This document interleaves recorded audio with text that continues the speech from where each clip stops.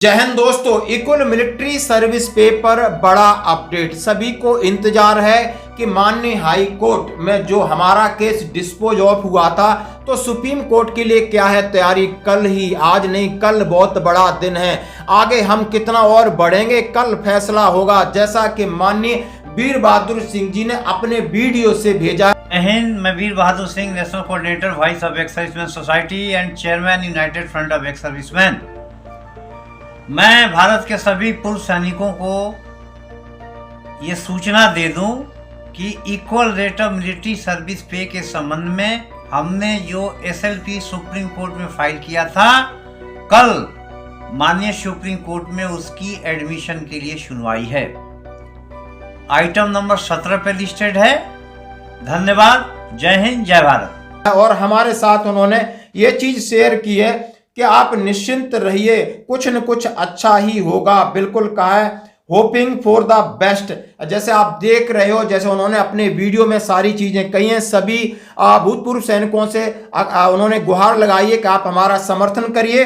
और उन्होंने एसएलपी की बात की है, एसएलपी यानी स्पेशल लीव पिटीशन की बात की है। इसके ऊपर निर्णय कल यानी 24 तारीख को माननीय सुप्रीम कोर्ट की तरफ से आएगा कि आगे मिलिट्री सर्विस पे को लेकर के कुछ अच्छा हुई होगा। हाँ जी दोस्तों, आखिर एसएलपी किन केसों में डाली जाती है? तो एसएलपी का इस्तेमाल उन मामलों में किया जाता है जिनमें कानून का कोई अहम सवाल हो या किसी निर्णय में घोर अन्याय हो। यानी आप समझ सकते हो कि जिस तरह हाई कोर्ट के खिलाफ हम जाके सुप्रीम कोर्ट में जा रहे हैं, एसएलपी के जरिए सुप्रीम कोर्ट किसी भी निचली अदालत या न्यायाधिकरण के आदेश के खिलाफ अपील कर सकते हो, जैसा कि हमने हाई कोर्ट के जाकर के अभी हम सुप्रीम कोर्ट में कर रहे हैं। एसएलपी के जरिए सुप्रीम कोर्ट को यह सुनिश्चित करने का अधिकार मिलता है कि न्याय में कोई गड़बड़ी नहीं हुई है। यानी उन्होंने जैसा कि कहा है कि पिछली चीजों के उन्होंने कहा है कि सारी चीजें हमारे फेवर में होते हुए भी उन्होंने निर्णय नहीं दिया, इसलिए इसमें गड़बड़ी की तो आशंका दिख रही है। एसएलपी की स्थिति सुप्रीम कोर्ट की वेबसाइट पर देखी जा सकती है।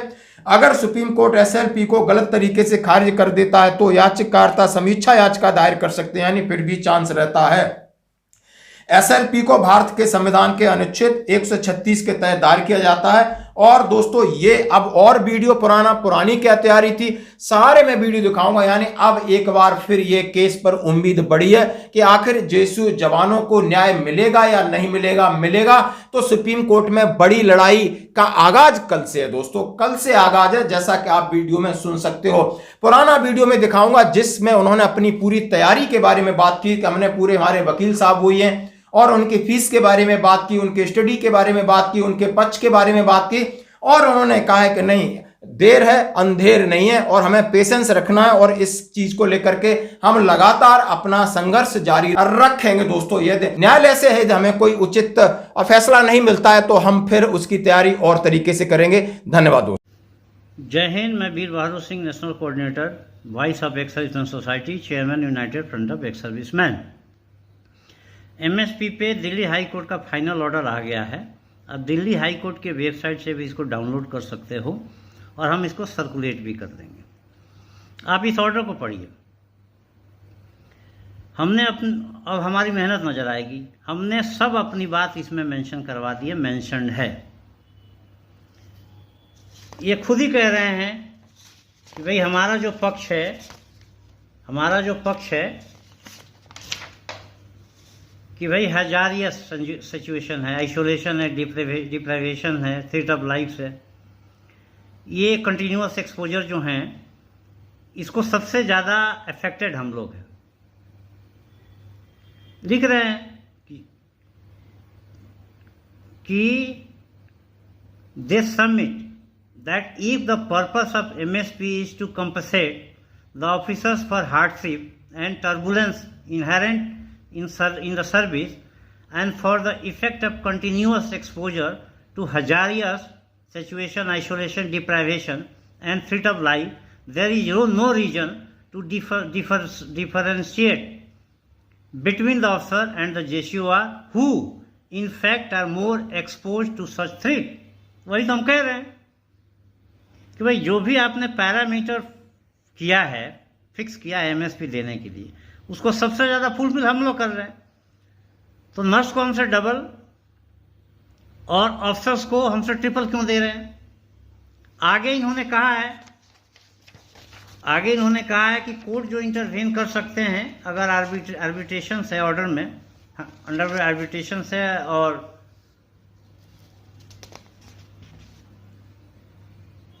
और डिस्क्रिमिनेशन है। तो भाई हम ही यही तो कह रहे हैं कि जो पैरामीटर आपने फिक्स किया उसको सबसे ज़्यादा फुलफिल हम कर रहे हैं, लेकिन देते वक्त नर्स को डबल और अफसर को ट्रिपल दे रहे हैं। ये भी सुप्रीम कोर्ट का ऑर्डर कहता है कि भाई डिस्क्रिमिनेशन है, आर्बिट्रेशन है, तो कोर्ट इंटरवीन कर सकती है। तो आप पढ़ोगे जजमेंट तो लगेगा कि सब हमारी बात मान रहे हैं, बस यही एक बात नहीं मान रहे कि हम आपको देंगे नहीं।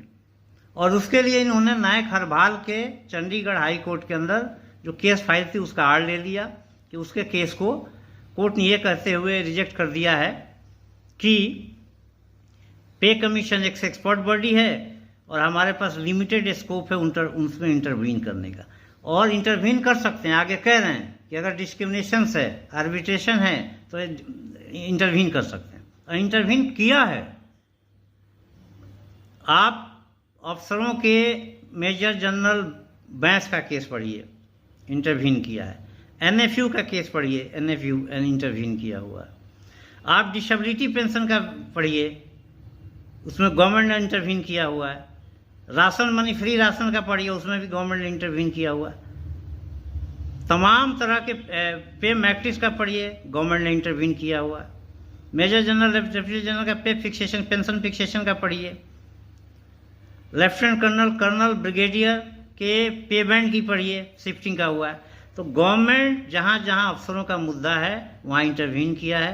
कोर्ट ने भी जहाँ अफसरों का मुद्दा है उन इंटरवीन किया। रिसेंटली मेजर जनरल के प्रमोशन लेफ्टिनेंट कर्नल में करने के केसेस में इंटरवीन किया। तमाम ऐसे उदाहरण हैं जिसमें कोर्ट ने जहाँ आर्बिट्रेशन हुआ है, डिस्क्रिमिनेशन है, वहाँ इंटरवीन किया है। लेकिन मुझे बड़ा अफसोस के साथ कहना पड़ता है कि जहाँ जेसीओ जवार के साथ डिस्क्रिमिनेशन हो रहा है वहाँ ना कोर्ट इंटरवीन कर रही है और ना गवर्नमेंट इंटरवीन कर रही है। ये सब चीज़ों को हम लोग लेके इन्हीं के जजमेंट में, इनके जजमेंट देखने के बाद हमें लगा, कोई भी जज कहेगा कि भाई आप बात जो कह रहे हो और जजमेंट दे रहे हैं वो दोनों में कंट्राडिक्टरी है। आप कह रहे हो कि भाई एक मोर एक्सपोजर है, मोर इनका एक्सपोज हो रहा है, जबकि अफसर ने अब नर्स को डबल उनको ट्रिपल दिया जा रहा है। आप कह रहे हो कि जब डिस्क्रिमिनेशन है, आर्बिट्रेशन है तो इंटरवीन कर सकते हैं, आप इंटरवीन नहीं कर रहे हैं। बस पतली गली से नायक हरबाल का केस का उदाहरण देकर निकल रहे हैं। नायक हरबाल का केस इनिशियली स्टेज में डिसमिस हुआ था, उनको एडमिट ही नहीं किया गया था। हमारे तो एडमिट है, बहस के बाद आपने डिसमिस किया। तो इसको हम लोग सुप्रीम कोर्ट में चैलेंज कर रहे हैं और तमाम कोर्ट के ऑर्डर लगाएंगे जहां उन्होंने अफसरों के केस में इंटरवीन किया है, लेकिन जेसीओ जवाहर का जहां मैटर आता है वहां इंटरवीन नहीं कर सकते। तो हम कहाँ जाएंगे? गवर्नमेंट इंटरवीन नहीं कर सकती, कोर्ट इंटरवीन नहीं कर सकते। तो हम लोग इसको सुप्रीम कोर्ट में चैलेंज कर रहे हैं।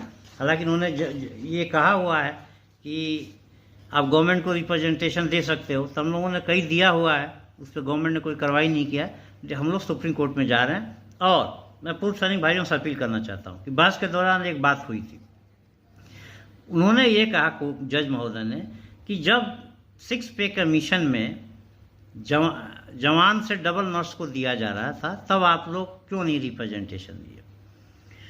तो ये गलती हमारी नहीं है। हमने कहा कि हमने तो रिप्रेजेंटेशन दिया है 14-15 में, 13-14-15 में दिया हुआ, कंटिन्यू देते आए हैं।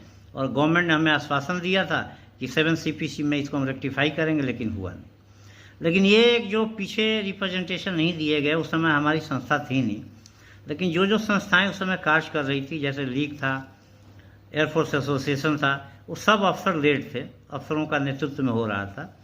और जवान जेसीओ का श्रेय नहीं था, उन लोगों की गलती है। उन लोगों ने इस तरह का क्वेश्चन, इस तरह का विरोध प्रदर्शन उस समय किया नहीं है। तो इसका नतीजा, इसका थोड़ा सा एज उनको मिल गया, इनको और जज को भी मौका मिल गया नायक हरबाल के केसेस में पतली गली से निकल जाने के लिए। लेकिन हम लोग इसको सुप्रीम कोर्ट में मजबूती के साथ चैलेंज करेंगे। सारे कोर्ट के ऑर्डर लगाएंगे जहां अफसरों के मामले में कोर्ट ने इंटरवीन किया है, गवर्नमेंट ने इंटरवीन किया। इवन डिसेबिलिटी के पेंशन्स में 1/1/2016 से जवानों के पेंशन कम कर दिए गए, अफसरों के डबल ट्रिपल कर दिए गए। ये भी मैं बात करूँगा, ये भी आर्बिट्रेशन है, ये भी डिस्क्रिमिनेशन है। वहाँ आप चुप हैं, ना कोर्ट बोल रही है ना गवर्नमेंट बोल रही है। सिर्फ अफसरों के जहाँ डिस्क्रिमिनेशन होता है, भेदभाव होता है, कोर्ट भी आगे आ जाती है जैसा वो रिप्रेजेंट करते हैं, और वो भी आगे आ जाते हैं, गवर्नमेंट भी आगे आ जाती है। दूसरा, मैं आप लोगों से अपील करना चाहता हूँ कि इस अफसर लेड ऑर्गेनाइजेशन को छोड़िए और एक संदेश दीजिए कोर्ट को भी, गवर्नमेंट को भी, कि भाई हम लोग अपना आवाज़ खुद बुलंद कर सकते हैं, हमें किसी बीच के आदमी की ज़रूरत नहीं है। और अगर ये आपने कर दिया, अगर कल से, अगर लीग से, मूवमेंट से, एयरफोर्स एसोसिएशन या जो भी ऑर्गेनाइजेशन लेड बाई द अफसर्स झड़ी लग गई इस्तीफों की, तो बहुत कुछ बदल सकता है।